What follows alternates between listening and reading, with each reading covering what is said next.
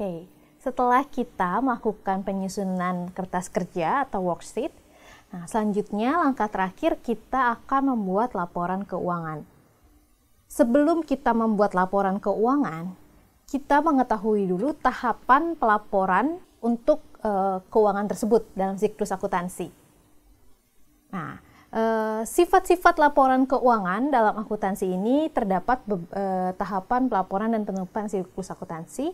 Oleh karenanya dibutuhkan laporan keuangan tersebut gitu untuk menutup siklus akuntansi itu sendiri.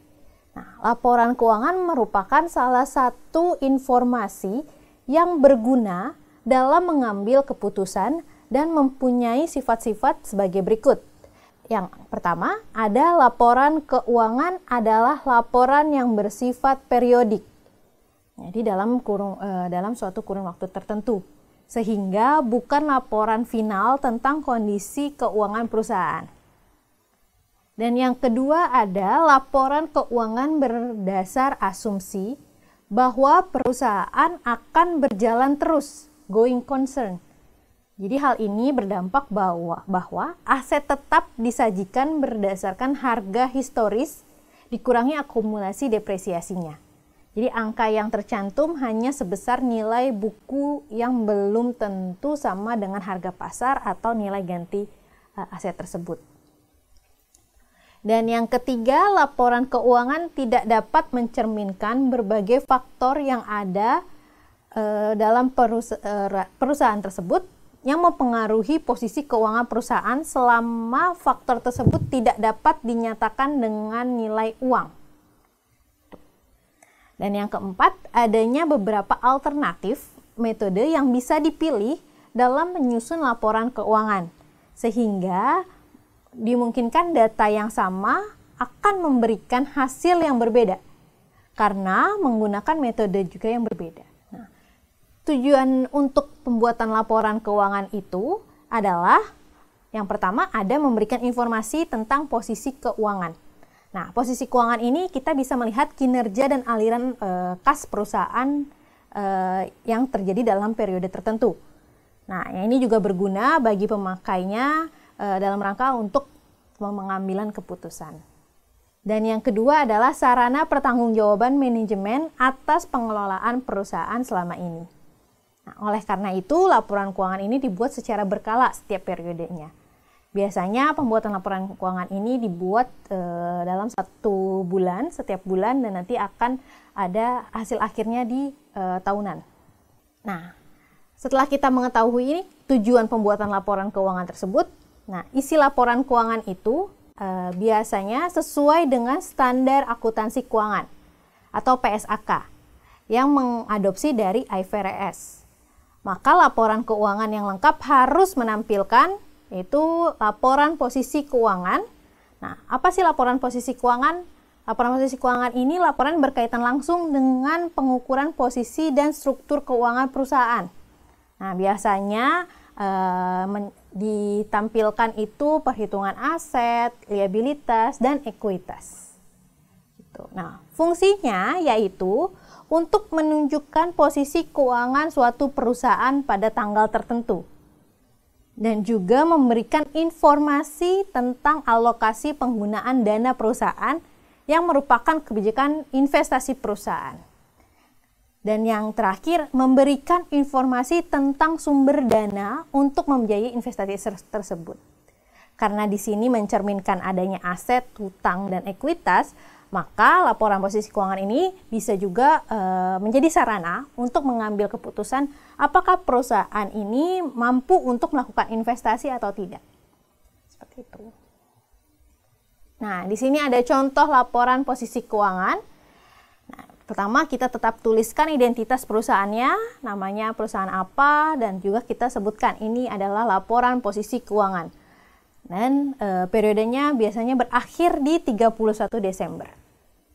Mencerminkan jumlah aset, ada aset lancar dan aset tidak lancar, terus juga ada liabilitas biar bisa jangka pendek atau jangka panjang, dan juga ada jumlah ekuitas.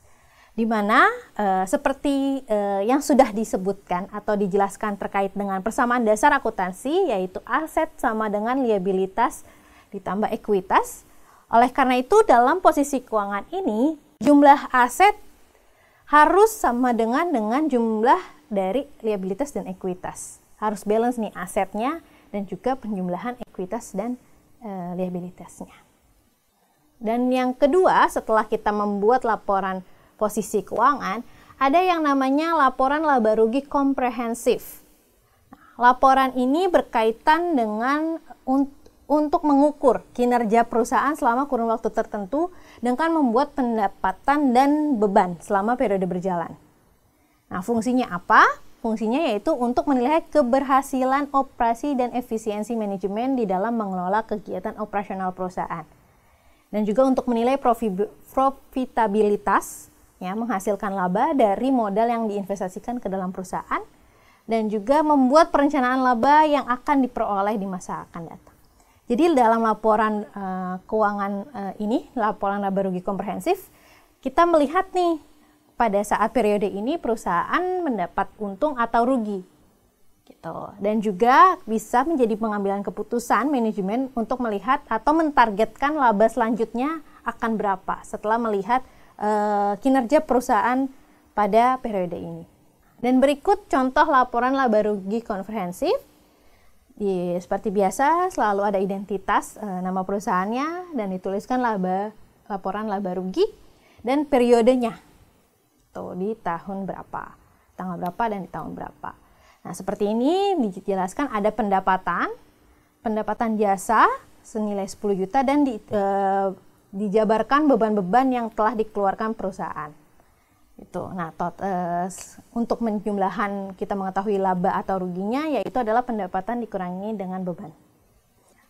Setelah membuat laporan laba rugi, kita juga harus membuat laporan perubahan ekuitas.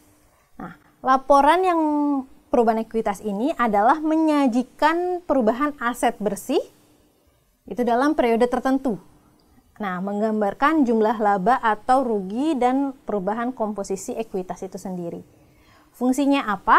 Yaitu untuk dapat digunakan mengetahui perubahan aset yang terjadi dalam perusahaan, dapat dipergunakan untuk mengetahui perubahan liabilitas dan juga mengetahui kinerja perusahaan.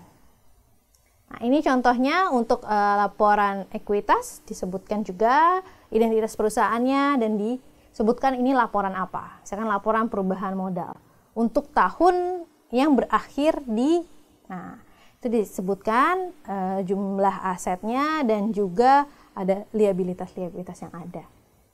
Serta laba yang tadi kita dapat di laporan keuangan tersebut. Laporan laba rugi komprehensif dimasukkan ke dalam laporan ekuitas ini. Selanjutnya ada laporan arus kas. Nah, laporan ini mengenai kemampuan perusahaan dalam menghasilkan kas dan menggunakan kas tersebut untuk kebutuhan operasional perusahaan. Nah, unsur-unsur mempengaruhi laporan arus kas ini adalah yang pertama ada aktivitas operasi. Aktivitas ini menyangkut kemampuan perusahaan dalam menggunakan kas dari operasional kegiatannya selama periode tersebut. Dan yang kedua ada aktivitas investasi, di mana kemampuan perusahaan dalam menggunakan kas dalam kegiatan berinvestasinya. Gitu. Dan yang ketiga ada aktivitas pendanaan, yaitu kemampuan perusahaan dalam menggunakan kas yang kaitannya dengan pendanaan. Jadi yang pertama tadi aktivitas operasi, kasnya digunakan untuk kegiatan operasi perusahaan. Dan yang aktivitas investasi, kasnya digunakan untuk yang berkaitan dengan investasi perusahaan. Dan yang ketiga aktivitas pendanaan, ini kasnya digunakan untuk kegiatan pendanaan perusahaan. Nah, fungsinya apa? Yaitu untuk membantu investor dan kreditor dalam memperkirakan jumlah kas yang akan diterima dalam bentuk dividen, bunga, atau pengembalian pokok dana yang ditanam di perusahaan. Dan juga membantu manajemen dalam memperkirakan resiko yang mungkin akan terjadi. Nah, di sini ada contoh arus kas, laporan arus kas. Dijelaskan juga identitas perusahaan dan disebutkan ini laporan arus kas dalam periode apa gitu. Pertama selalu biasanya aktivitas operasi perusahaan dan yang kedua aktivitas dari investasi dan yang terakhir ada dari aktivitas pendanaan. Dan selanjutnya ada catatan atas laporan keuangan. Nah, ini adalah langkah terakhir membuat laporan keuangan, yaitu catatan atas laporan keuangan. Catatan atas laporan keuangan ini merupakan informasi penjelasan rincian jumlah angka-angka yang tertera dalam laporan keuangan. Yang disampaikan biasanya itu ada dasar penyusutan dan kebijakan akuntansi yang digunakan dalam laporan keuangan, informasi yang diwajibkan oleh standar namun tidak disajikan pada laporan keuangan, dan juga informasi tambahan yang diperlukan dalam rangka penyajian laporan keuangan tersebut dengan secara wajar. Jadi informasi-informasi yang tidak disebutkan dalam laporan keuangan yang ada, yang tadi 4 itu biasanya dicatat di laporan ini, catatan atas laporan keuangan. Baik misalkan kebijakan akuntansinya, terus penghitungan persediaannya seperti apa, gitu, dan juga perhitungan penyusutan itu menggunakan metode apa. Nah, itu di-clear di catatan atas laporan keuangan. Nah, fungsinya apa? Yaitu untuk memberikan penjelasan atas informasi yang ada di laporan posisi keuangan, laporan aktivitas, laporan arus kas, dan informasi tambahan yang diwajibkan oleh standar akuntansi keuangan, namun tidak disajikan dalam laporan keuangan yang tadi. Dan juga untuk menganalisis atas informasi yang ada di laporan posisi keuangan. Ada laporan aktivitas, laporan arus kas, dan informasi tambahan lainnya sehingga para pengguna laporan keuangan ini bisa paham atas laporan keuangan tersebut. Nah, ini ada contohnya catatan atas laporan keuangan. Ini tidak ada seperti akun-akunnya yang ada gitu ya, dan angka-angka biasanya hanya berupa tulisan gitu. Karena memang menjelaskan yang tidak dicantumkan di laporan keuangan seperti itu. Dan juga ada yang namanya laporan posisi keuangan kooperatif. Nah, dibuat di awal periode kooperatif ketika entitas menerapkan kebijakan akuntansi secara retrospektif.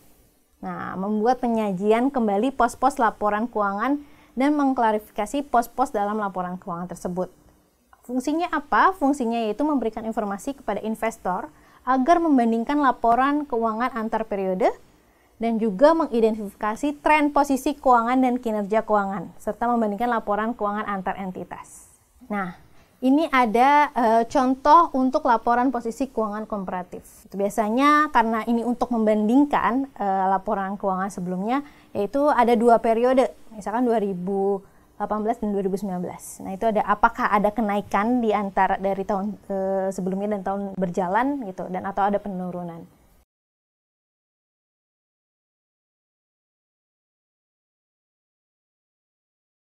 Sekian untuk penyampaian laporan keuangan dan pembuatan laporan keuangan. Terima kasih.